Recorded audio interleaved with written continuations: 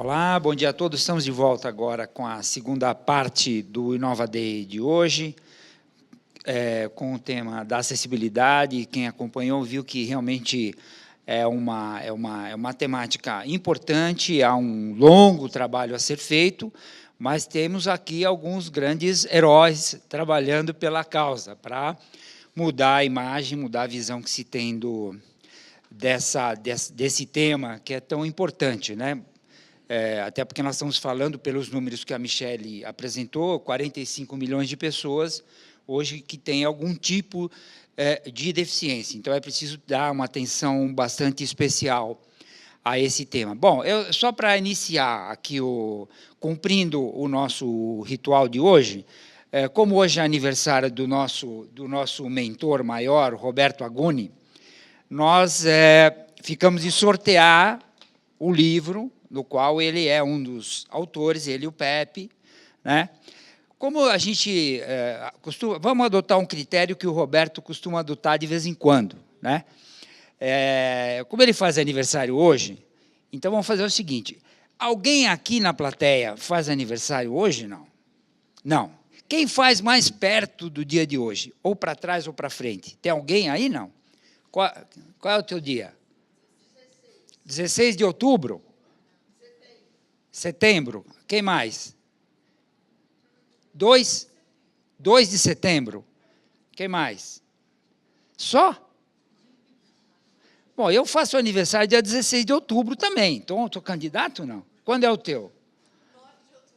9 de outubro. Não, mas Michele não vale. Michele não vale. Então, quem é o dela? Ela é a ganhadora do livro? Tem duas? A gente consegue...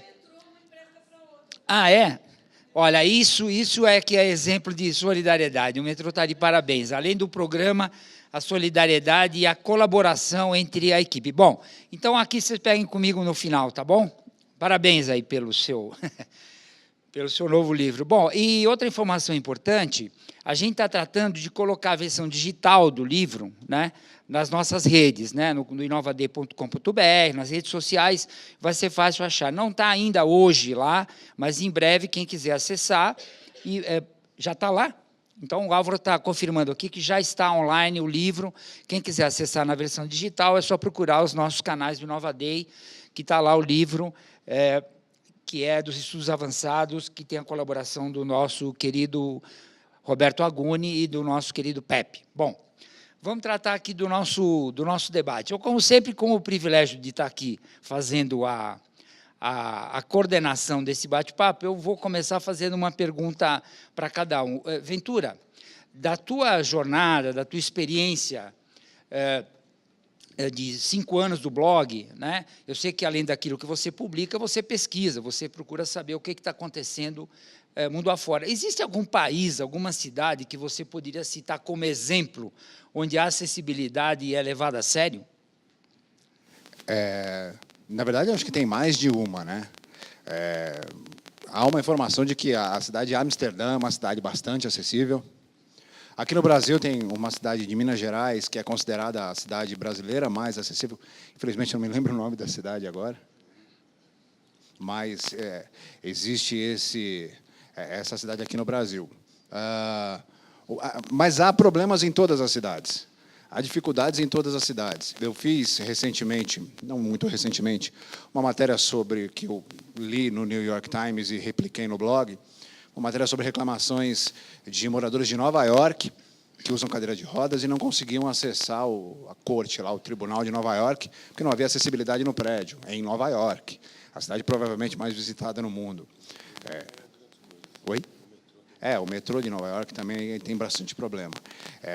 Então, é um cenário muito parecido em quase todos os locais. Ao mesmo tempo que você tem grandes exemplos de acessibilidade, você tem grandes problemas de acessibilidade. Infelizmente, ainda não há uma nivelação por cima, sabe? O que há é muito mais problema do que solução. Evidentemente que, em determinados países, a questão da cidadania, a questão do atendimento ao cidadão é muito mais forte e o próprio cidadão age muito mais para exigir que isso aconteça. Estados Unidos é muito forte nesse aspecto, na Europa as coisas acontecem melhor, mas, infelizmente, ainda não há aquilo que você possa dizer, aquele é o nosso exemplo, porque, enfim, há problemas também. Ok, uma pergunta aí para o Clécio agora. Clécio, você deu uma bronca em todo mundo, as empresas, tal. Aí eu pergunto para você assim, tem algum exemplo que você conhece, que você testemunhou, de que houve um respeito a essas premissas básicas de ergonomia, de acessibilidade digital? Bom, é uma coisa que é muito complexa porque tem várias camadas de Sim. acessibilidade, né? Mas, por exemplo, uma empresa que me surpreendeu, por exemplo, foi a Latam, quando fez a virada de TAM para Latam. O site deles estava bem acessível, então a gente conseguia fazer a navegação. Isso foi há quase 2 anos. Eu não sei como está hoje, Sei. né? Porque é o que a gente falou, né? São coisas mutáveis. A gente não é uma coisa estática. Então, esse é o problema, por exemplo, de você colocar um selo ou você dar uma certificação sobre acessibilidade. Muita gente tem debatido esse tipo de coisa. Assim, olha, vamos lá, vamos colocar um selo, vamos colocar uma marca, vamos dar alguma coisa que dê um respaldo para a acessibilidade nesse sentido. Só que é uma coisa viva, né? É a mesma coisa de você colocar um selo numa árvore e falar para ela parar de crescer, né? Então, não tem como fazer isso dessa maneira. Essa é uma coisa que parte de uma conscientização da sociedade mesmo, de entender o que é acessibilidade digital, de entender como essas coisas funcionam para conseguir avaliar, né? A maioria dos sites hoje que se consideram acessíveis tem paliativos que não são realmente acessíveis, né? Muitas coisas novas ou sites de eventos, principalmente ligados à usabilidade, já têm uma preocupação nesse sentido, justamente porque já partem do princípio de que usabilidade e acessibilidade é uma coisa que faz parte do processo, né? Uma dúvida que ficou na sua explicação lá. Aparentemente, tudo que você mostrou tem um vínculo visual, tá certo? E como a gente, por exemplo, eu mexo com produção de televisão, e quando a gente faz um programa, a gente tem que fazer em libras, tem que fazer em texto, e tem um canal de áudio, quando é uma transmissão digital, você tem um canal de áudio exclusivo para isso. Quer dizer, existe uma versão, já que tem tecnologias, tipo Google Home, tipo Echo, ou coisa parecida, que faz a conversão de voz em dados e dados em voz. A pergunta é se a acessibilidade, nesse contexto mais amplo, prevê a conversão de texto em áudio. Sim, isso é uma tecnologia que já é bem madura, né? E como daí é interessante que assim existe a tecnologia e existe a forma de se fazer a descrição, né? Existem protocolos, então são 2 camadas ali, que não é uma camada só técnica, tem uma camada também que é bem humana. Hoje você pode, por exemplo, e é uma coisa que a gente discutia já lá em 2010, que hoje você pode ter um EPUB, se ele for feito da maneira acessível, você pode simplesmente colocar ele num e-reader ali e ele transformar tudo aquilo em áudio. Okay. A tecnologia ela é tão refinada hoje que é possível você determinar que uma palavra está numa língua estrangeira e ele ler com o sotaque estrangeiro ou como se lê naquela língua. Você consegue... Era previsto uma questão de entonação, então era possível colocar no texto entonação para ter um ritmo. Então, isso tudo cria uma nova camada de acessibilidade e que os leitores de tela eles já estão preparados para isso. Eles conseguem ler um texto alternativo de uma imagem, por exemplo, que acho que é a coisa mais básica. Isso existe desde quando a web começou. Foi a primeira coisa de acessibilidade que existiu, foi o Alt, ali que você coloca a descrição daquela imagem para quem não consegue enxergar. Mas hoje existem mecanismos muito sofisticados, né? O que não existe ainda, talvez, sejam equipes preparadas para utilizar essas tecnologias, né? Acho que esse é o momento de conscientizar equipes. Ok.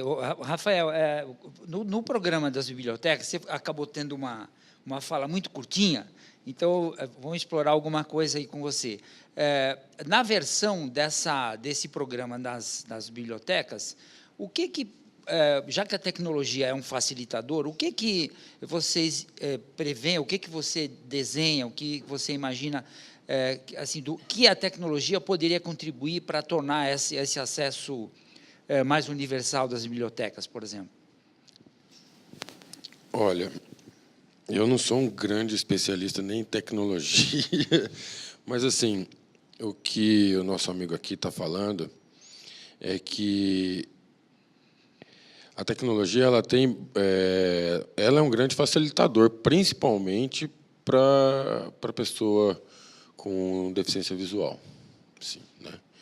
E o projeto ele parte de um princípio de acesso à cultura, um acesso básico, direito fundamental, Certo. de acesso ao livro, né? A nossa atual coordenadora, a Lara, ela é cega, né? E para ela o acesso ao livro sempre foi por meio de leitura dos outros, da mãe, do irmão, do pai. Na escola, quem lia para ela os colegas, ela contando essa parte da vida dela. O que para a gente é tão natural pegar um livro e ler, né? Que no caso dela, ela para ler, ela dependia de outras pessoas. E aí não é a sua vontade na hora que você quiser. Você está na sua cama antes de dormir. Eu costumava ler antes de dormir. Tomava banho, ia para a cama, abria um livro e ficava lendo 1 hora, 2 horas. Aí ela, entende? A gente faz isso. Né? Então, acesso ao livro e a tecnologia tornar sempre para dar autonomia para a pessoa ir por conta própria na biblioteca, pegar o livro dela e ler o livro, ou ouvir o livro. Agora, em relação ao FID, como é que as prefeituras, enfim, as bibliotecas, como é que você falou rapidamente dele? É um fundo que é gerido pelo governo do Estado? É um fundo federal? Como é que é? Não, é um fundo estadual. Estadual. Fundo Estadual de Defesa de Interesses Difusos. Ok. Que é vinculado à Secretaria de Justiça Estadual, Justiça e Defesa da Cidadania. E esse fundo ele é composto de recursos provenientes de multas, ou de taxas, ou de ações civis públicas do Ministério Público. E as multas compõem esse fundo, gerido por um comitê. Tem, por exemplo, eu não sei o nome de todas as pessoas, mas eu sei que o Luiz, hoje, que é o adjunto da Secretaria da Pessoa com Deficiência, é membro do comitê. E como é que se acessa o recurso do fundo? Quer dizer, como é que por meio do edital. Mas é um edital? É via um edital? É a chamada inscrição de projetos, né? Ah, ok. O FID lança todo ano, 1 vez por ano, um edital de chamamento de projetos nessas áreas, né, de direitos difusos e coletivos, meio ambiente, pessoa com deficiência, entidades que podem escrever, que tratam de questões LGBT, enfim. E inscrevem projetos. O FID tem uma comissão que avalia projetos, seleciona os projetos, e o repasse do recurso depois é feito por meio de um convênio. Okay. Né? A secretaria, a coordenadoria em que eu trabalho, para você ver, é uma secretaria de Estado inscrevendo um projeto de um fundo que é vinculado a uma outra secretaria de Estado, ou seja, uma prefeitura pode inscrever um projeto, uma biblioteca municipal pode escrever um projeto no FID. Aí tem todo lá, tem que ler o edital, é um concurso. Tem todas as regras do E está aberto, ok. Em relação ao metrô, eu vi que o Marcos falou que recebe muita reclamação e pouco elogio, tá certo? Então, eu queria perguntar para você o seguinte: esse trabalho que vocês fazem, que vem lá atrás de estabelecer o espaço específico para o idoso, tem uma série de ações desse tipo. Vocês têm, por exemplo, pesquisas que demonstram que o usuário do metrô, que são mais de 4,5 milhões por dia, ele está mudando o seu comportamento, quer dizer, essa percepção de mais solidariedade, de mais humanidade, na verdade, de mais cidadania mesmo. Vocês percebem que há uma mudança? Acho que a gente pode afirmar que sim. Na verdade, as coisas O mundo evolui, as coisas vão mudando no dia a dia, e a percepção das pessoas, óbvio, também. Quando a gente fala muita reclamação, é porque nós não podemos viver num mundo de Alice. A gente precisa ter consciência de que sempre há espaço para melhoria. A gente recebe também, claro, alguns elogios. Não é essa questão de se ter tão somente reclamação.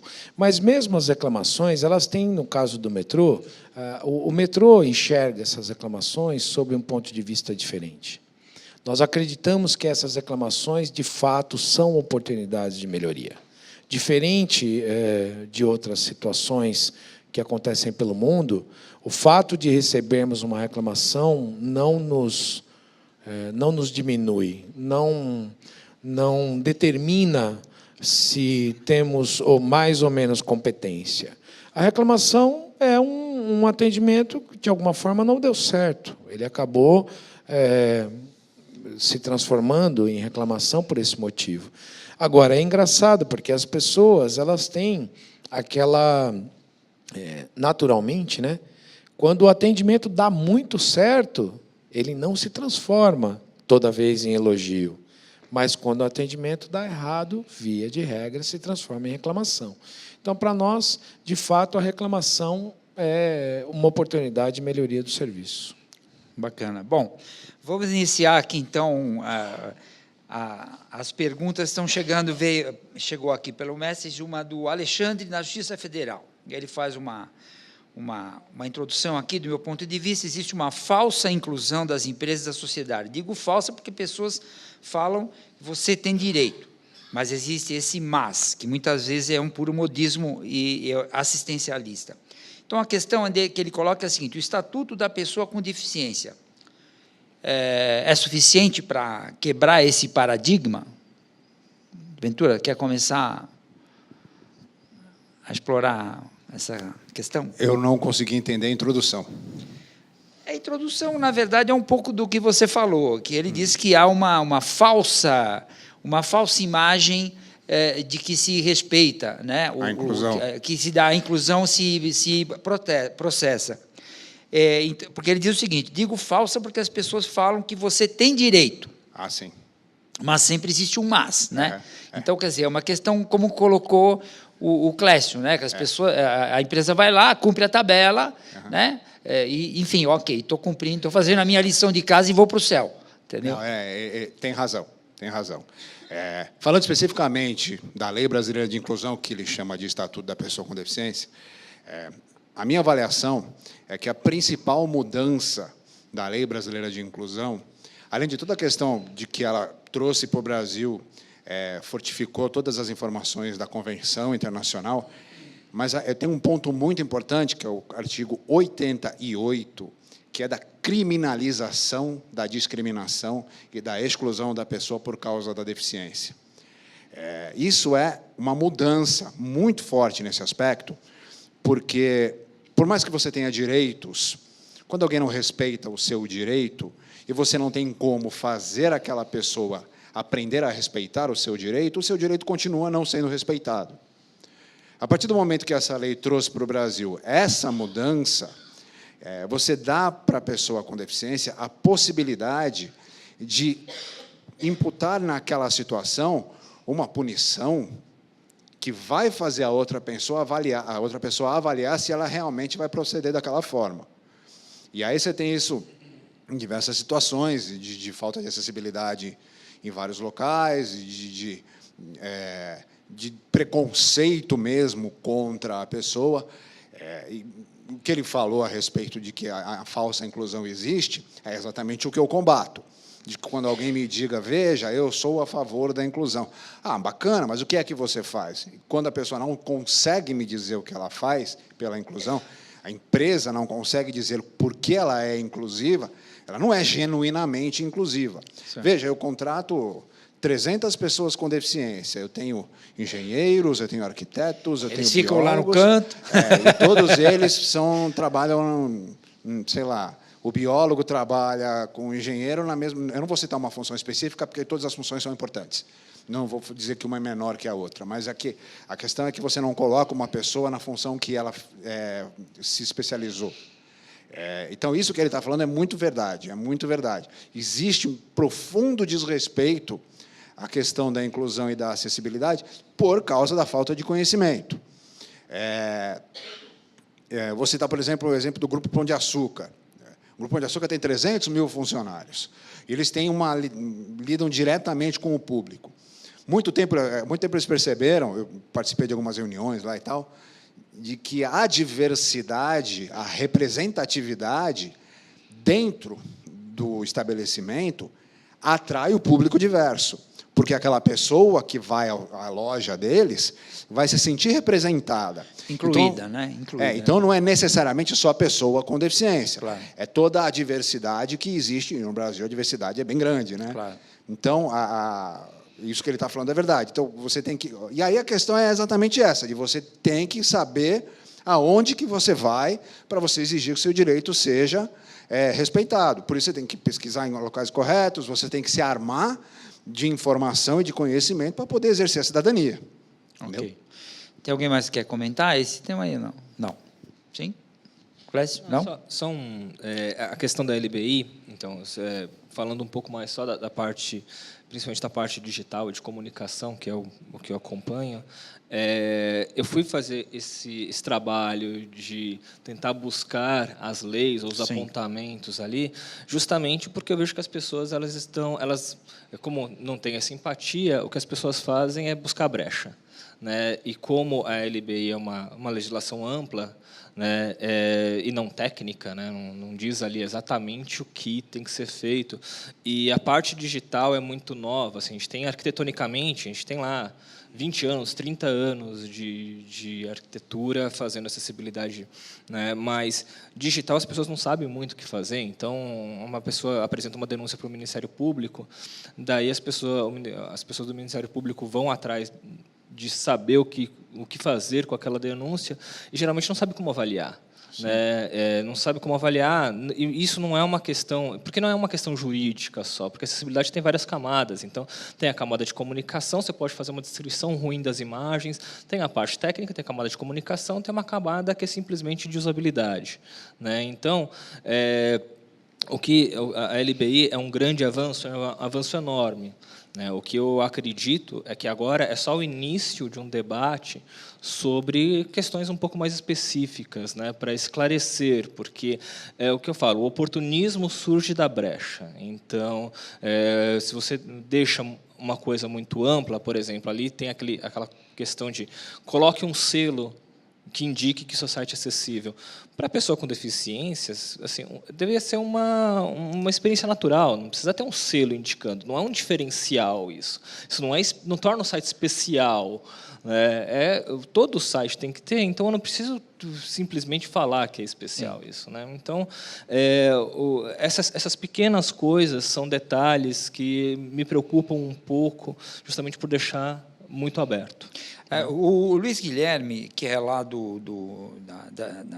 Justiça Federal, está perguntando se existe algum tipo de ferramenta aberta que avalia, ou ele tem que ser presencial, quer dizer, você tem que ir lá e fazer uma conferência internizada para ver os processos, para ver a interface, ver ergonomia, etc. São alguns processos. Assim, uma ferramenta que a gente utiliza, que é uma análise prévia, ela chama WAVE, W-A-V-E. É uma ferramenta que é homologada, inclusive, acho que pelo governo americano, né? É a ferramenta mais avançada, né?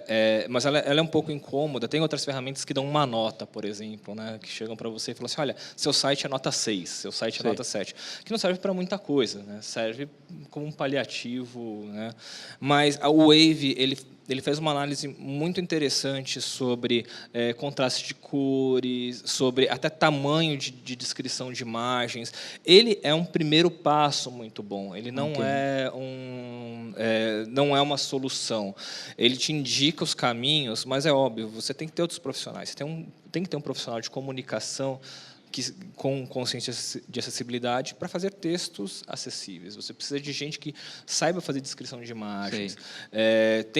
Assim, eu vi muita gente falando, por exemplo, quando você coloca o deficiente visual para testar um site e ele acredita que aquele site é acessível porque ele caiu num labirinto e ele conseguiu navegar até ali e ele fica feliz de ter navegado em 10% do site e ele não, por não ver, ele não sabe que existe 90% para ele navegar e ele não consegue chegar até lá. Entendi. Entendeu?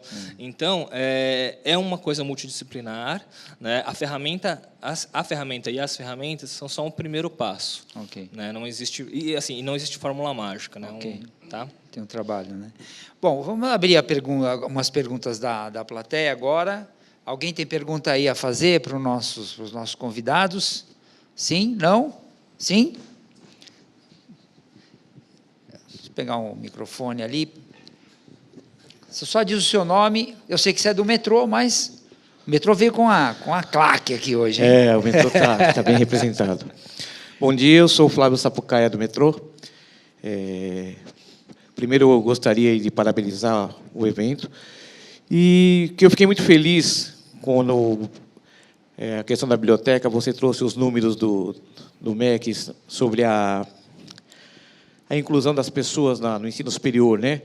Que isso é um reflexo, eu também sou educador, sou professor, e quando eu comecei a lecionar na rede pública de São Paulo também, em 98, a gente começou um trabalho da inclusão que hoje a gente vê esse reflexo chegando às pessoas na universidade. Quer dizer, o trabalho que na educação, formação de educadores, formação de professores,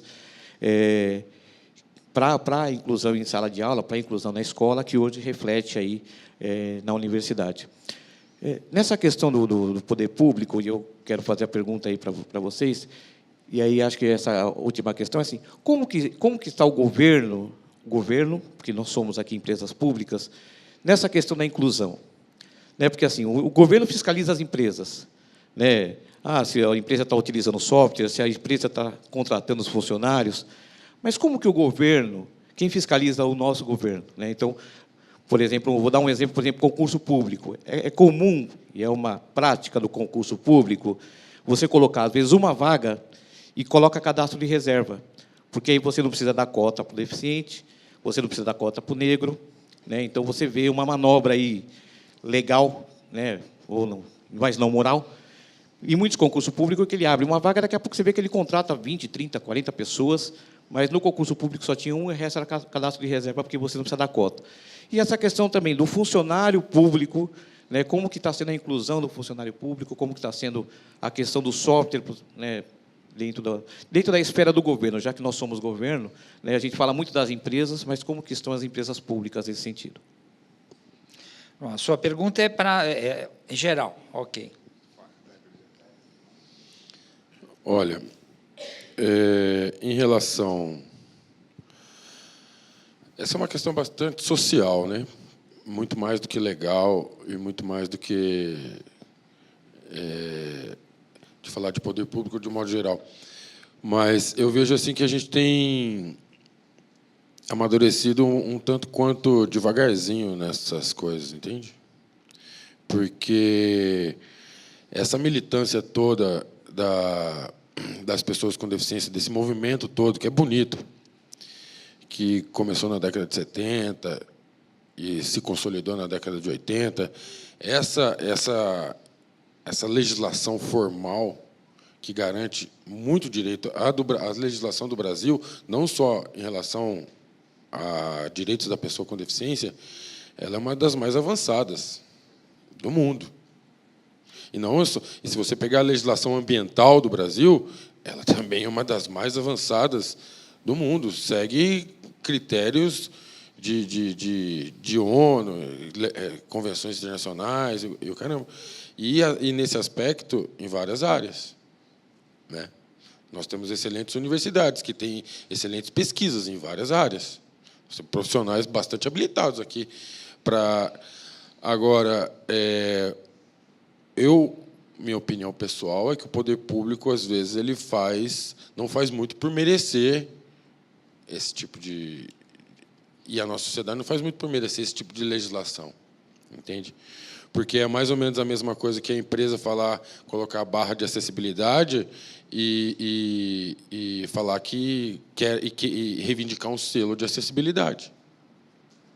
E a gente tem uma legislação super atualizada e que, por exemplo, na LBI tem a questão que a interdição da pessoa com deficiência intelectual, hoje em dia, é último caso.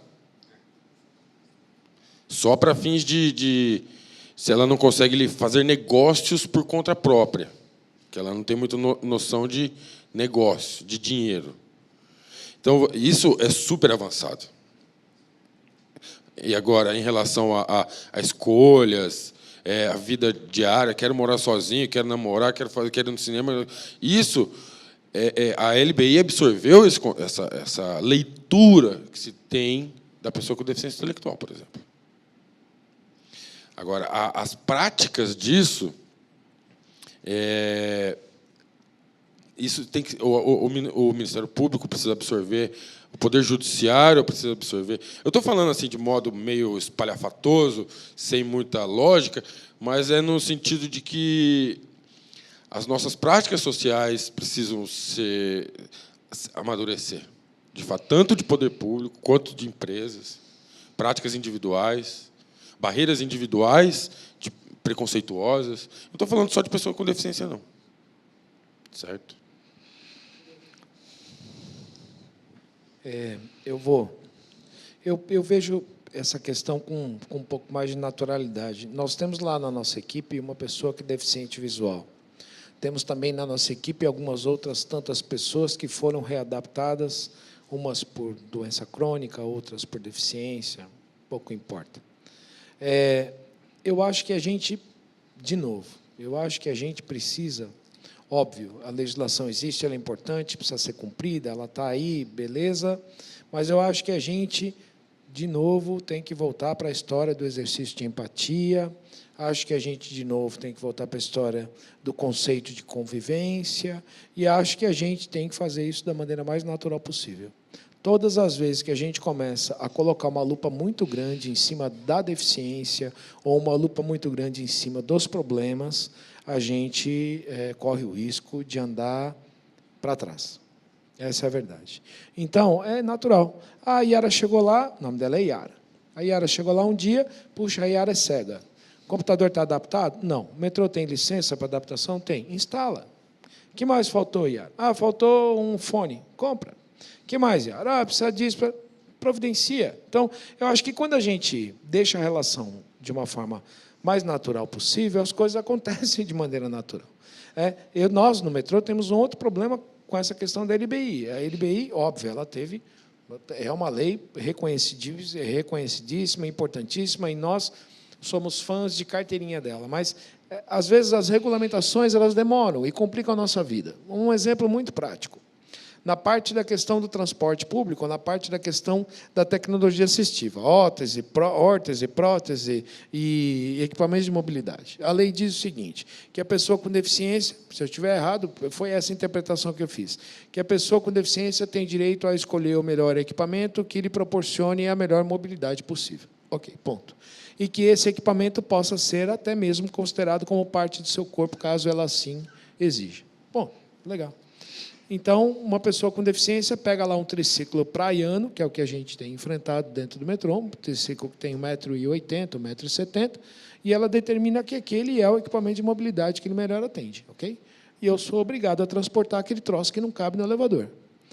E aí, em função disso, eu coloco em risco 3 ou 4 empregados que vão ter que guindar aquele equipamento escada acima, expondo todo mundo à situação de acidente. São essas lacunas que complicam um pouco. A gente precisa amadurecer, eu acho. E aí, de novo, aí voltamos na mesma história. Mas é uma questão de lei, não é uma questão de lei, é uma questão de vida. Tem que sentar e combinar o jogo, é uma questão de vida, só isso. Não tem que complicar demais as coisas. Né? Fazer da maneira mais simples possível. Amigão, seu triciclo não cabe no elevador. Você tem condições de reduzir o triciclo de alguma forma? Você tem condições de colocar uma dobradiça nele para que ele dobre em 2? Você tem condições de melhorar de alguma forma esse seu equipamento para que a gente possa melhor atendê-lo? É isso, né? Acho que esse é o caminho. Você fez isso, não foi? Você fez isso. Você diminuiu um pouquinho a sua cadeira para que ela coubesse no elevador. Parabéns. Mais alguma pergunta da plateia? Você? Ok. Ele quer complementar aqui. Oi, desculpa. Posso complementar? Só, desculpa. Falando especificamente dessa questão de governo, eu acho que é importante destacar a existência das secretarias especializadas em pessoa com deficiência. Secretaria Nacional, Secretaria Estadual, Secretaria Municipal. Aqui em São Paulo, a gente tem tanto Secretaria Estadual quanto Municipal, que fazem trabalhos muito bem feitos, que são coordenadas e têm funcionários que conhecem muito bem esse mundo, que sabem muito bem onde é que o calo aperta, que sabem muito bem qual é a dificuldade que ele destacou aqui agora, e que talvez sejam as pessoas corretas para você perguntar que tipo de solução eu dou para esse problema. O que eu penso que essas secretarias precisam ter é mais força. Segundo o que se consta, elas são chamadas de secretaria meio e não secretaria fim. Não tem o poder final de resolver as questões, que eu acho que deveriam ter, principalmente a Secretaria Nacional, em todas as questões de política pública, em todas as questões de fiscalização. Evidentemente que isso tem toda uma questão de estrutura de governo, do qual eu não tenho conhecimento profundo, estou falando como um cidadão. Mas é muito importante que tenha, aqui no Estado, na cidade, no país, uma secretaria especializada nisso, porque esse tipo de órgão, ele tira desse mundo o viés exclusivamente médico da coisa, ou o viés exclusivamente assistencialista da coisa, e começa a pensar, vou repetir 10 mil vezes essa palavra, em cidadania. Começa a pensar na pessoa com deficiência como um cidadão que pode trabalhar, que pode estudar, que pode se divertir, que pode viajar, que pode consumir. Então, assim, o que eu penso é que nós temos aqui, o que ele falou é uma grande verdade, de que as legislações brasileiras são muito avançadas. Eu ouço isso desde a minha primeira matéria no blog, de que as legislações brasileiras são muito avançadas, especificamente as leis para pessoas com deficiência. Há, inclusive, gente que chegou a me dizer que a lei brasileira de inclusão não iria trazer nada de muito novo para o Brasil a respeito da pessoa com deficiência. Eu não concordo com isso. Acabei de defender aqui a questão da criminalização da exclusão. Mas é importante pensar que a representatividade da pessoa com deficiência está nessas secretarias. Essas pessoas que atuam com isso são as pessoas que conhecem esse universo, as pessoas que convivem com a deficiência. Conviver com a deficiência tem um monte de detalhe, inclusive o detalhe financeiro da coisa. Só quem tem uma deficiência, só quem convive com isso, sabe como é, às vezes, muito caro conviver com uma deficiência. É por isso, inclusive, que existem benefícios que te dão isenções, porque você vai gastar esse dinheiro em outro lugar, certo? É por isso que você, às vezes, precisa de determinados recursos de acessibilidade que não estão ali, porque ninguém sabe que aquilo é necessário. E quando você tem uma secretaria que trata só disso, você reúne especialistas que estudam profundamente esse setor e que vão dar para o governo, ou seja lá para quem for, informações de qualidade, porque o que precisa é ter informação de qualidade. Bacana. Bom, você está aí com o microfone já? O problema de lei no Brasil é que ela existe, até algumas sofisticadas, mas não são cumpridas como deveria. É um problema, é outro debate esse. Vamos lá. Bom, eu me chamo Paola, sou funcionária pública. A pergunta que eu ia fazer, o Luiz acabou de responder, mas eu queria colocar uma experiência a respeito do estigma da oportunidade. Eu passei pela lei de cotas, estudei pra caramba, mas o que eu gostei de ver hoje é que o foco foi no dia oportunidade. Vocês não ficaram presos à questão da deficiência em si, mas pela fala de cada um de vocês, o enfoque foi pessoas, ponto. Se tem deficiência ou não, é consequência. A deficiência não se tornou o carro-chefe. A deficiência é uma característica, como pessoa alta, baixa, destra, ambidestra. E o que eu gostei, principalmente, foi esse enfoque. É uma característica que pode ou não ser limitante em relação à sua perspectiva de vida. Como cada um de vocês, essa convivência com esse assunto mudou a sua perspectiva.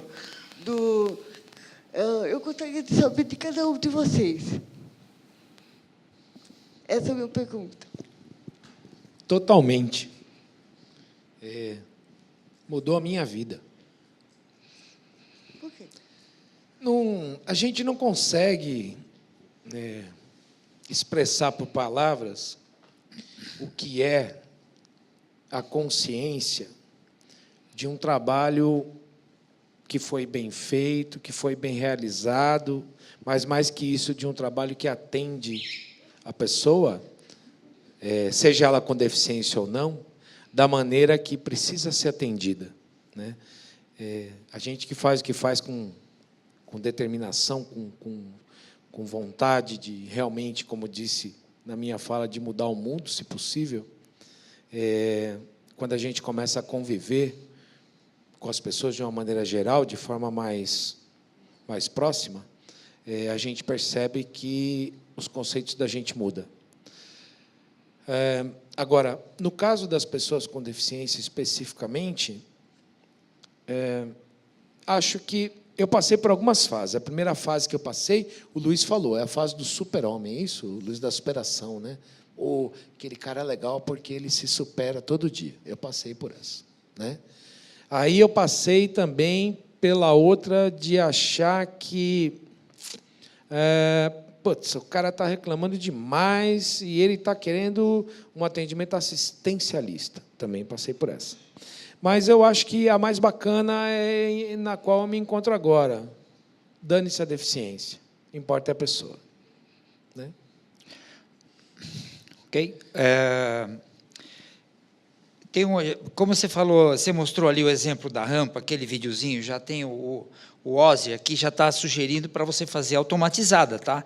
Então, a hora que você completar todas as rampas, ele está falando assim, vamos automatizar para facilitar o acesso das pessoas. Então, você vê, não basta fazer, tem que evoluir e inovar permanentemente. O nome dele é Ozzy, é isso?